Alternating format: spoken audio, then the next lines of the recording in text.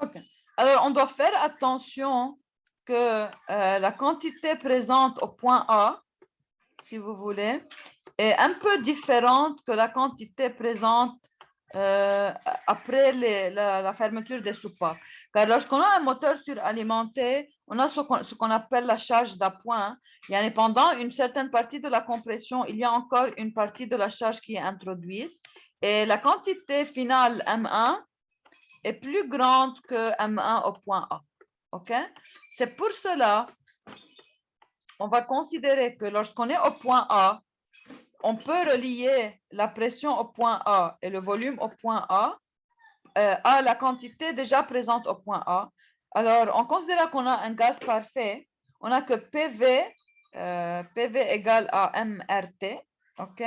Et ici, comme on est en train de travailler avec grand M, alors R utilisé, c'est égal à la valeur universelle qui est donnée en joules par kilomole Kelvin. OK? Alors, au point A, on a les paramètres PA et VA et TA, OK, qu'on peut relier à la quantité présente M1A par la relation suivante.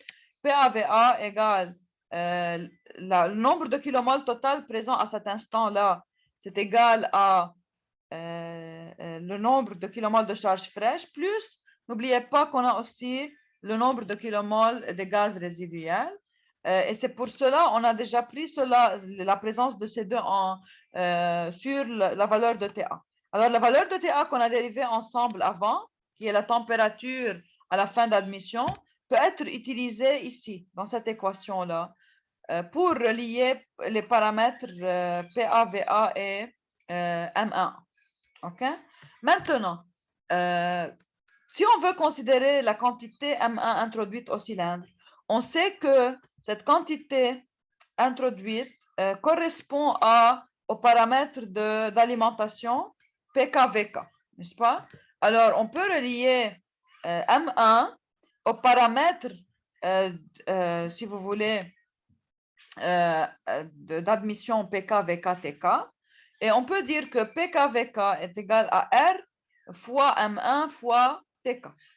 Si on a un moteur suralimenté, alors PK et TK vont être la pression et température après suralimentation. Sinon, ils vont être les valeurs atmosphériques. Alors, de cette façon-là, en utilisant ces formules, okay, on peut exprimer, si vous voulez, on peut remplacer VK par le coefficient de remplissage fois VH. Car notre but est d'apparaître le coefficient de remplissage. On a défini ensemble le coefficient de remplissage comme le volume, si vous voulez, occupé par la charge fraîche, si elle est introduite à densité ρK, divisé par le volume maximal qu'elle peut remplir, qui est égal à VH, n'est-ce pas? Alors, dans notre équation PKVK égale à R fois M1TK, on peut remplacer pour apparaître le coefficient de remplissage, on peut remplacer VK par le coefficient de remplissage fois VH. Okay? Et maintenant,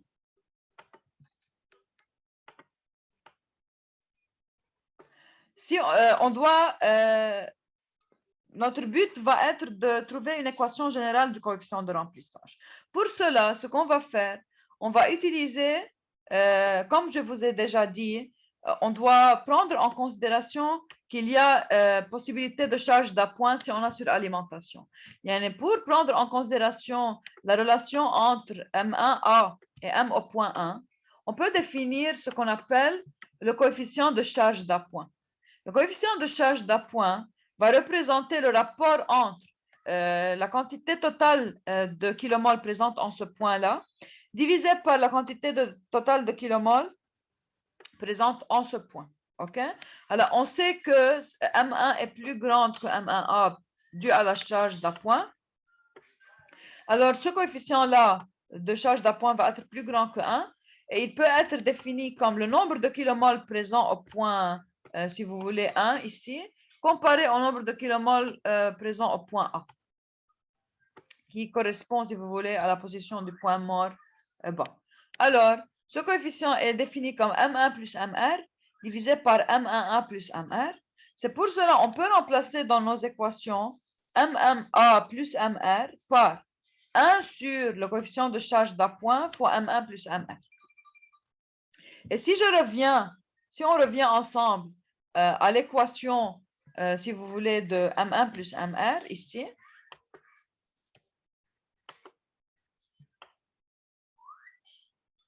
d'après cette équation-là, la première équation qu'on a écrite ensemble, OK?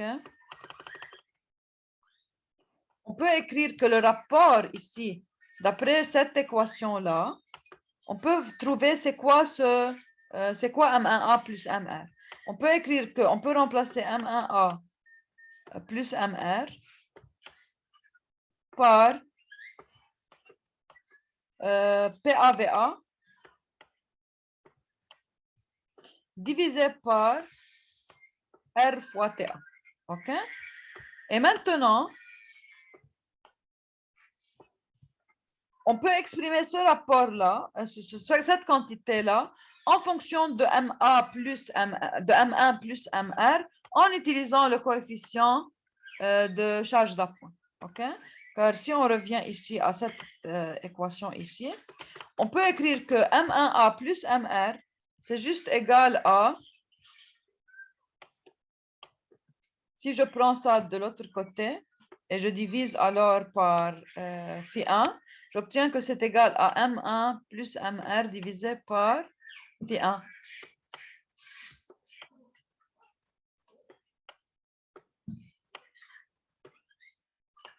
OK? Et alors, si je prends maintenant phi1 de l'autre côté, je multiplie ce terme par phi1, je vais obtenir une expression de M1 plus MR en fonction du coefficient de charge d'appoint et des paramètres au point A, PA, VA, OK, et TA. Alors, jusqu'à maintenant, qu'est-ce que j'ai fait? J'ai trouvé une expression pour M1 plus MR en fonction des propriétés au point A. Et j'ai déjà trouvé, d'après l'expression précédente, une expression de M1 en fonction des paramètres, si vous voulez, d'alimentation, PK et TK. Et alors, ce que je peux faire maintenant, pour pouvoir trouver une expression du coefficient de remplissage, je vais utiliser la définition, si vous voulez, je vais faire le rapport de ces deux équations.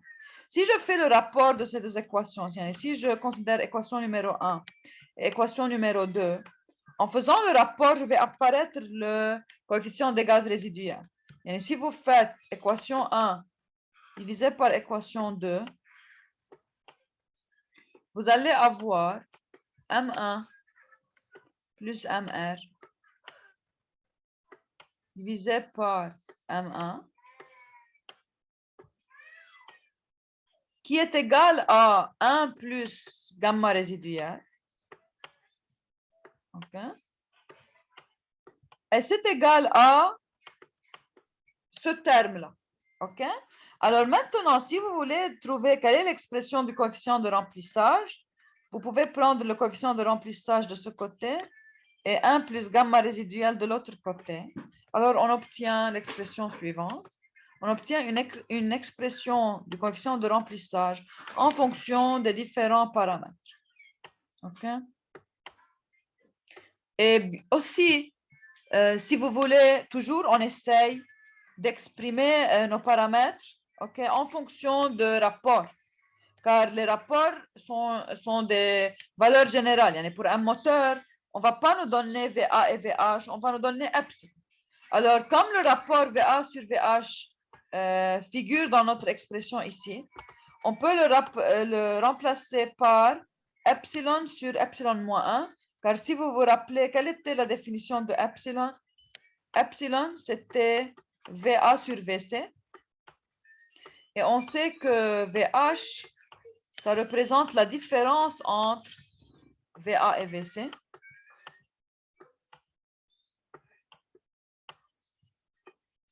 Alors ici, si vous remplacez VH par sa valeur, vous avez que ce rapport, c'est VA divisé par VA moins VC. Et maintenant, si vous divisez tous les termes du numérateur et du dénominateur par VC, divisé par VC, divisé par VC,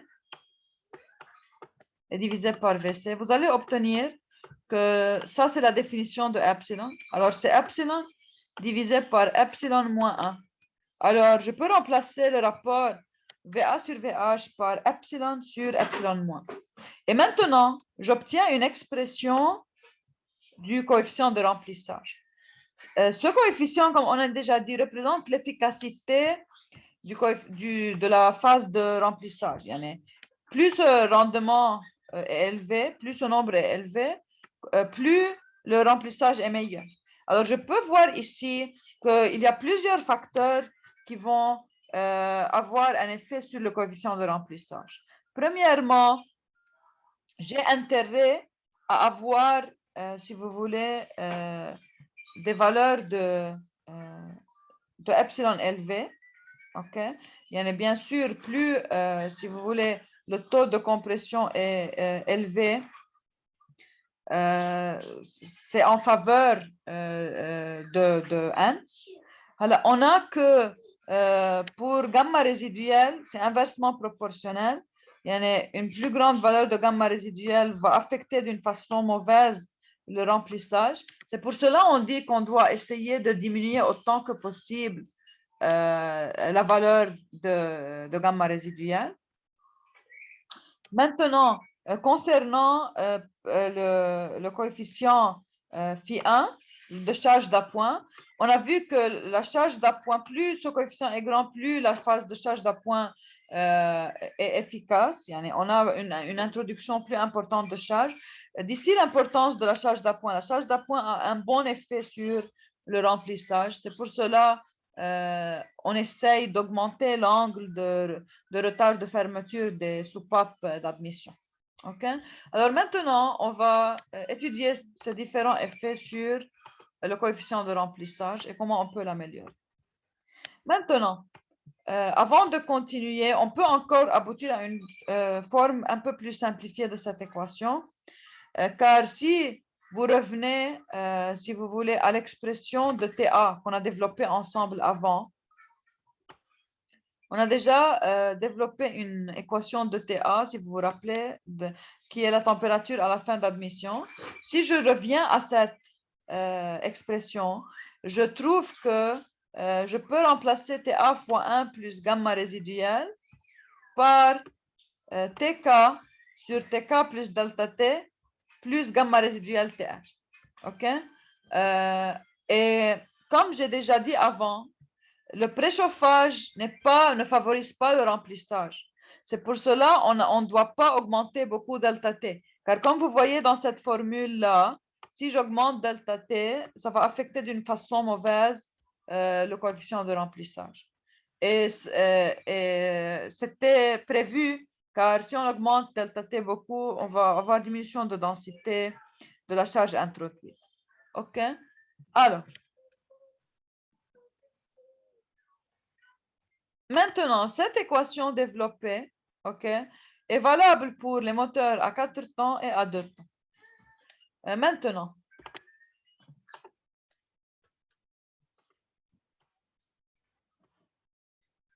on peut encore, si vous voulez, si on veut trouver une expression indépendante de gamma résiduelle, on peut le faire.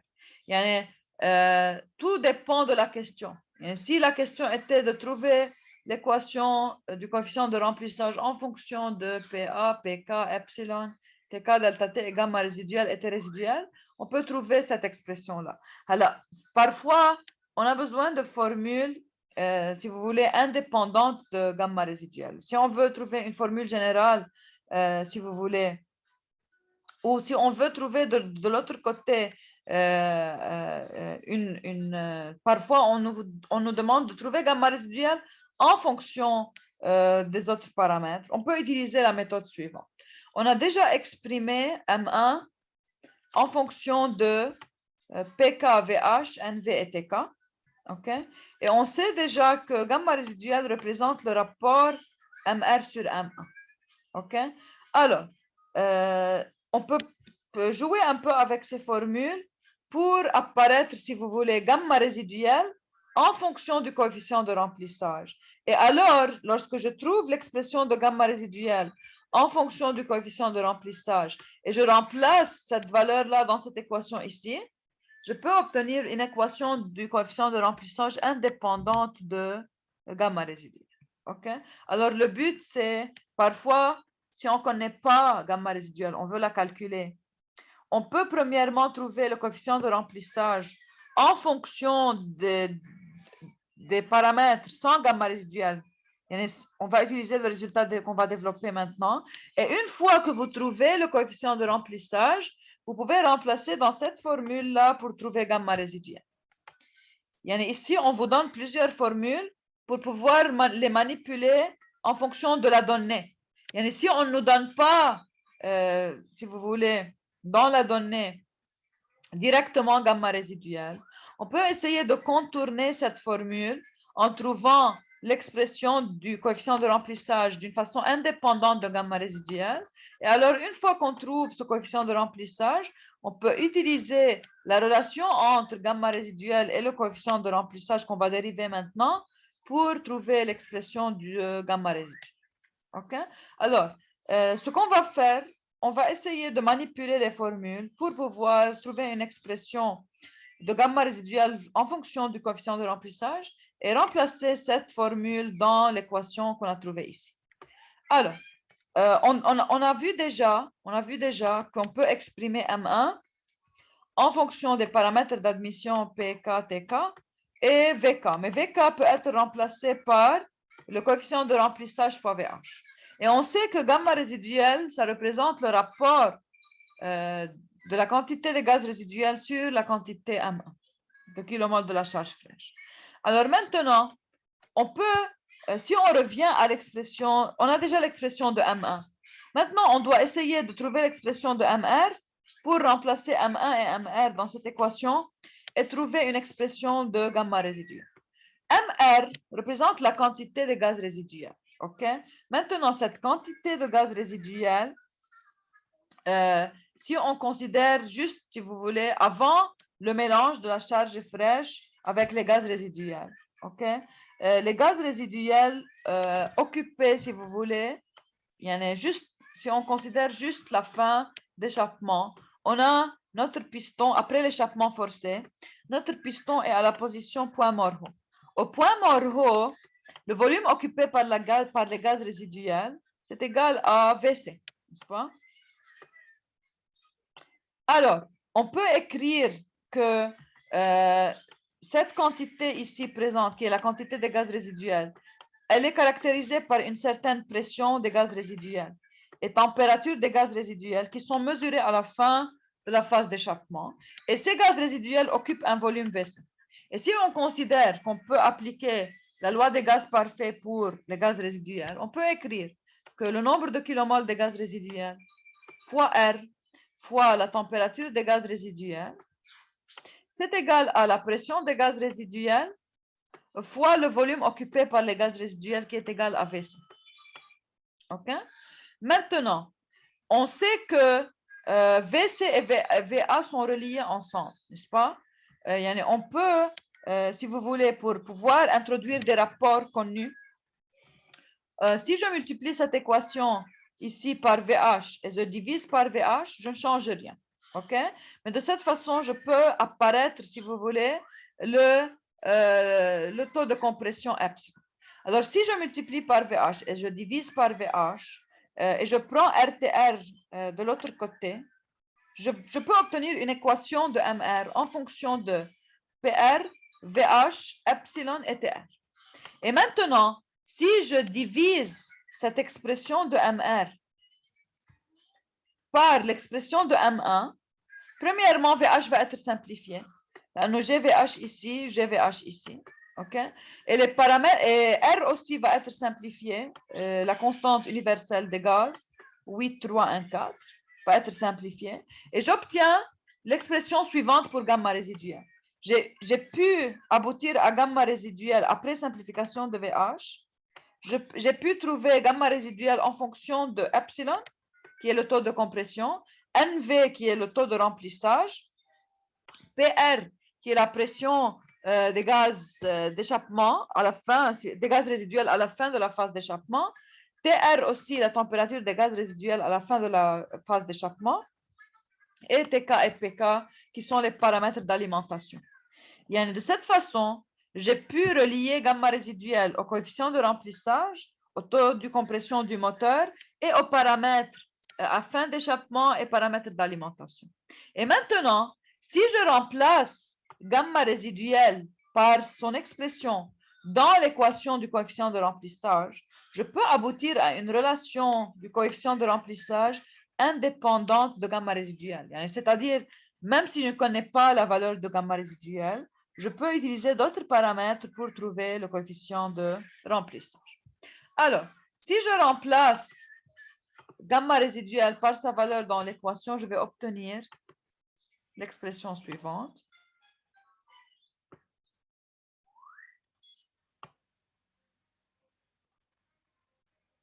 Alors, c'est juste un remplacement ici. OK? Si vous remplacez dans l'équation que vous avez trouvé gamma résiduel par son expression, vous allez aboutir à cette équation. Bien sûr, vous n'avez pas à mémoriser aucune de ces équations. OK? Dans l'examen, je peux vous donner, si vous voulez, une combinaison d'équations et vous pouvez jouer avec les équations pour trouver la formule que vous voulez. بس ما عندكم تحفظوا أكيد une expression comme celle-là. Et je vais vous donner la formule, la fiche de formule qui va être donnée pour vous à l'examen final. OK? Alors, maintenant, si je peux arranger un peu cette équation, OK, d'une façon plus simplifiée, je peux prendre ce que je veux, si vous voulez, c'est de trouver NV, l'expression de NV en fonction des paramètres. Alors, un des NV de ce côté ou un des NV de ce côté. Alors, pour trouver l'expression de NV, je vais jouer un peu avec la formule. Je vais prendre ces termes-là de l'autre côté. OK? Alors, quand je multiplie par NV, je vais aboutir au résultat suivant. Je vais avoir NV fois TK plus delta T, plus, lorsque je multiplie ce terme-là par NV, NV بتروح, يعني بيبقى plus TR fois PR TK divisé par epsilon moins 1 PK TR. Et maintenant, OK, je peux prendre ce terme-là de l'autre côté. هلا برجع باخده من تاني مال. ساعتها je sépare, يعني باخد بيكون عندي terme en NV ici ou terme indépendant de NV de l'autre côté. Et puis je divise le résultat total par TK plus delta T. Ça va me donner l'expression finale de NV. OK? Alors, le coefficient de remplissage peut être exprimé en fonction de TK, delta T, epsilon, PAPK et PRP. Et PR. OK? Alors, comme vous voyez ici, j'ai pu trouver une fonction entre le coefficient de remplissage et les différents paramètres de mon moteur. Je dois connaître les paramètres à la fin d'échappement des gaz résiduels. Je dois connaître les paramètres d'alimentation, TK et PK. Et je dois connaître la quantité de préchauffage delta T et la valeur d'augmentation de pression epsilon caractérisant mon moteur. Alors, comme j'ai déjà dit avant, OK, pour, si vous voulez, aussi ici, Φ1 représente le coefficient de charge d'appoint et aussi ce coefficient doit être donné pour vous. Ou ils doivent vous donner une information suffisante pour pouvoir le calculer. يعني بدهم يعطونا information على M1A et M1 pour pouvoir faire le rapport et trouver ce coefficient de charge d'appoint. Maintenant, après avoir trouvé cette expression-là, on va essayer de caractériser, si vous voulez, les effets des différents paramètres sur le taux de remplissage. Comme on a déjà dit, pour avoir une plus grande efficacité, le taux de remplissage doit être plus élevé. Alors maintenant, en faisant l'analyse de cette formule, on peut trouver l'effet de différents facteurs sur NV. Alors, parfois ما بتكون كتير كلير لا ريلاسيون لانه بيكون في بارامتر مثلا موجودين بيأثروا على عدة، يعني منهم ديكوبلي. يعني أوقات في paramètres بيكونوا بيأثروا على paramètres تانيين. Alors, on va essayer d'analyser chacun des paramètres ensemble. Alors, premièrement, si on analyse cette équation, ok, on va trouver que le taux de remplissage va être affecté par PA, TA, qui sont les paramètres à la fin d'admission, le préchauffage delta T, le coefficient des gaz résiduels et température et pression TRPR des gaz résiduels, ainsi que le taux de compression epsilon. Maintenant, pour éclaircir cette question d'effet, il faut prendre en considération l'influence de ces paramètres ainsi que celui des régimes de fonctionnement. Et bien sûr, si on travaille à charge constante, ce n'est pas que, comme si on a une phase d'accélération, si on a une phase de décélération, etc. OK? Maintenant, si on commence par le taux de compression, OK? Si tous les paramètres sont invariables, la variation de NV va augmenter avec l'accroissement de epsilon. Yani, avoir un haut taux de compression, ça va favoriser, si vous voulez, le remplissage. En fait, il y a plusieurs paramètres qui sont affectés par epsilon. Car en augmentant epsilon, premièrement, on a que la température et le coefficient de gaz résiduel vont être affectés. Okay? Et aussi, delta T va croître. يعني نحن بنعرف انه si vous voulez انه delta T مش منيح اذا زادت delta T, c'est pas bien pour le remplissage لانه بتخف la densité de charge. OK, mais de l'autre côté aussi, l'augmentation de epsilon va augmenter la température et le coefficient de gaz résiduel. Si on revient à la formule, si vous revenez à la formule, OK, pour notre coefficient de remplissage, بنلاحظ انه epsilon موجوده بعده مطارح. يعني هون si vous voulez l'augmentation de epsilon de ce côté-là a une influence positive على ال NV بس كمان هي موجوده بالدينوميناتور. يعني en plus epsilon بتاثر على d'autres paramètres. يعني بتاثر على l'augmentation de delta T. يعني lorsque vous avez un facteur qui influe plusieurs autres, ما فيكم بس من الايكواسيون تعرفوا الافيه توتال، مجبورين ساعتها تعملوا اكسبيرينس. هلا الاكسبيرينس فرجت انه بما انه ابسيلون افكت بلوزيور بارامتر وهول البارامتر عندهم افيه اوبوزي على الكوفيسيون دو رامبليساج، بين معنا انه بار اناليز اكسبيريمنتال انه ان توتال، يعني اذا بنجي بنعمل étude expérimentale, on voit que le taux de compression ما عنده كثير effet sur le taux de remplissage. لأنه d'une partie, il va affecter des paramètres qui favorisent le remplissage et d'autre partie, il va avoir un effet sur d'autres paramètres qui بيضروا le remplissage. En total, l'expérience a montré qu'il n'a pas une grande influence sur le taux de remplissage. OK?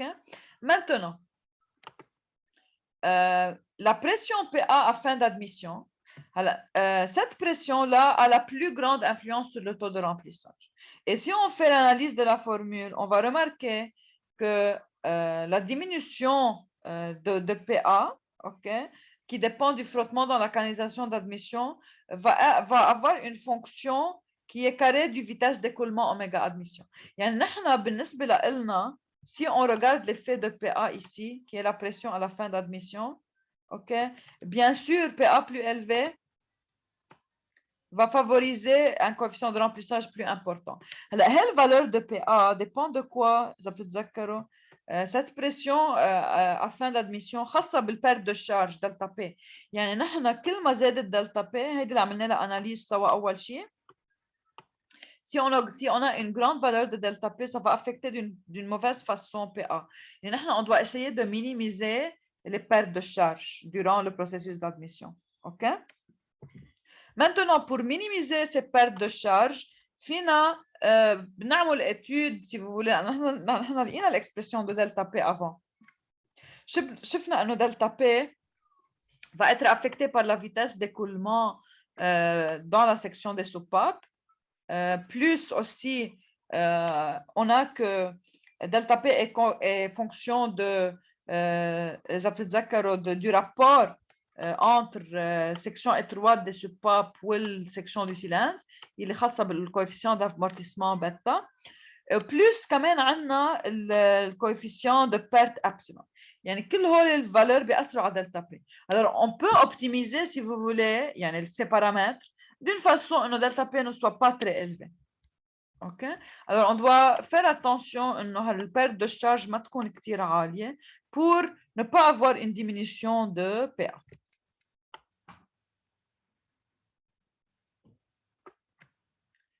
OK.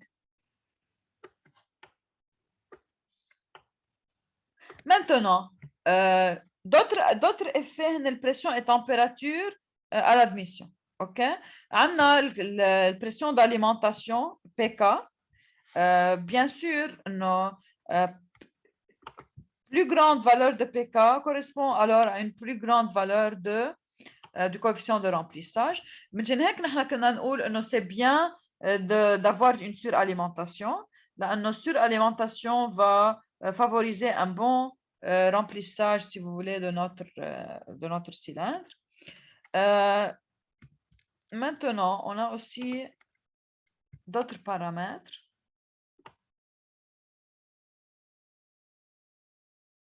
On a l'effet de pression et température des gaz résiduels.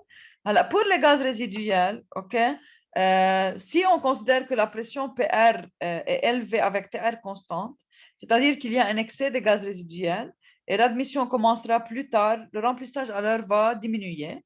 Mais l'influence de cette pression est de epsilon fois moins celle de PA. C'est pourquoi on dit que dans certaines constructions des moteurs, on trouve que la section de passage des soupapes d'échappement est plus petite que celle d'admission, mais TR pratiquement n'a aucune action sur NV, et surtout si on suppose que la chaleur spécifique est égale.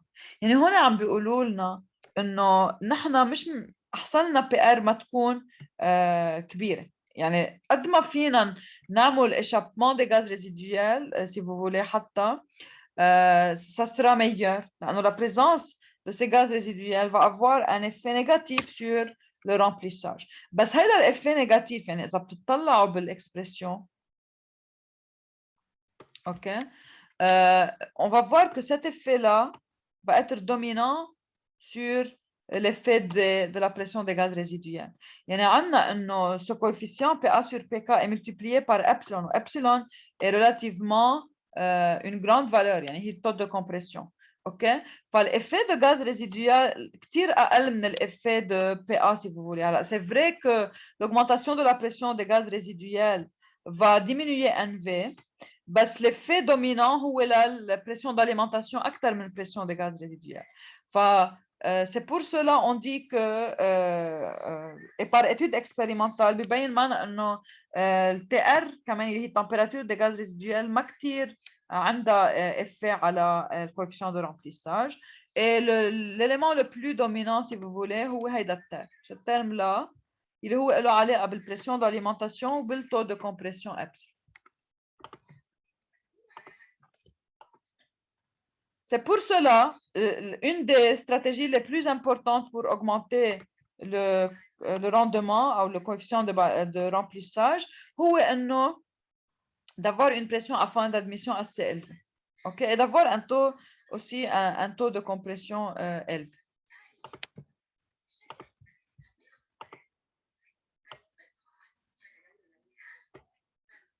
Maintenant, pour l'effet de balayage, نحن قلنا إنه le balayage هو لما يكونوا السوباب d'admission et soupape d'échappement ouvertes en même temps. يعني on est en train, si vous voulez, d'admettre de la charge fraîche et en même temps on est en train, on est en train d'évacuer les gaz d'échappement. OK? Alors, pour augmenter NV en améliorant le balayage, on a la nécessité de reproduire le balayage des moteurs à deux temps. Et le balayage parfait va donner gamma résiduelle égale 0. يعني فكرة الباlayage ليه مهمة؟ لأنه الباlayage va diminuer la quantité de gaz résiduels. لأنه dans la partie de balayage شو بيصير؟ Je peux échapper plus des gaz OK, des gaz اللي هن الغاز brûlé. Je peux échapper une plus grande quantité لأنه بستفيد من إنه عم فوت charge fraîche. هيدي الشارج فريش va chasser une quantité de gaz restante. يعني le balayage عنده effet positif على NV لأنه بيخفف la quantité de gaz résiduel. هلا أكيد الكا idéal هو نوصل لغاز la quantité de gaz résiduel nul بس en pratique on n'arrive jamais à zéro. بس انه le balayage va avoir un effet positif, il va diminuer gamma résiduel, ce qui va augmenter le coefficient de remplissage. Maintenant, pour l'effet du préchauffage de la charge, déjà, مثل ما قلنا, le préchauffage va conduire à la diminution de la quantité de gaz, du coefficient de remplissage. Là, comme on a déjà dit, quand on a une surchauffe, la densité ρ va diminuer et ce qui va affecter d'une façon négative le taux de remplissage. بس قلنا انه في effet positif du préchauffage, surtout lorsqu'on a, si vous voulez, la température ambiante est basse, ok? So, يعني pendant l'hiver, هذا البريشوفاج va avoir un effet positif لانه il va favoriser l'évaporation du mélange لانه déjà بتكون الشارج فايته à température relativement qui n'est pas assez haute, sauf إذا عندنا moteur atmosphérique مش moteur suralimenté. Alors, le préchauffage a un effet positif qui va favoriser l'évaporation du mélange et assurer, si vous voulez, une formation plus uniforme du mélange pour une combustion meilleure. Mais de l'autre côté, il va diminuer la surchauffe, va diminuer le taux de remplissage. Mais on doit éviter une surchauffe très élevée. Alors, ce sont les différents paramètres, si vous voulez, qui vont affecter le taux de remplissage. هلا بالنسبة للديفيرون ريجيم vous n'êtes pas responsable, يعني هيدا الجراف مش مسؤولين عنه، بس لازم تعرفوا انه le coefficient de remplissage est affecté par le régime de fonctionnement. يعني إذا نحن عم نشتغل à volume constant مش مثل ما يكون عندنا على vitesse angulaire constante، مش مثل ما يكون عندنا phase d'accélération، مش مثل ما يكون عندنا phase de décélération. كل phase عندها ses caractéristiques et elle va affecter d'une certaine façon le coefficient de remplissage.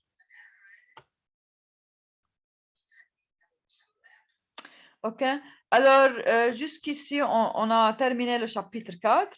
La fois prochaine, on va introduire le chapitre 5 qui est la phase, on va parler en détail de la phase de compression. Question? OK, alors on se revoit la fois prochaine. Bye.